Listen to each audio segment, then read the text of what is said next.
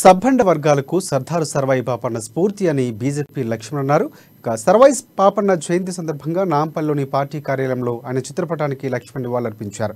బహుజనుల ఆత్మగౌరవ పోరాటానికి పాపన్న స్ఫూర్తి అని చెప్పారు. దొరలు జమీందారులు మొఘలులను ఓడించిన ధీరుడు సర్వాయి పాపన్నని కొనియాడారు. వృత్తిని అవహేళన చేసి అగౌరవ వ్యవహరించిన వారిపై ఆయన తిరుగుబాటు చేశారని అన్నారు. రాష్ట్రంలో బీజేపీ అధికారంలోకి వస్తే నిజమైన చరిత్రకారులను వెలుగులోకి తీసుకువస్తామని చెప్పారు. కుల వృత్తుల వారికి సాయంగా విశ్వకర్మ యోజన పథకాన్ని ప్రధాని మోదీ తీసుకువస్తున్నారని చెప్పారు. అధ్యక్షులు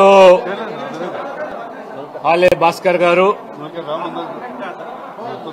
పార్టీ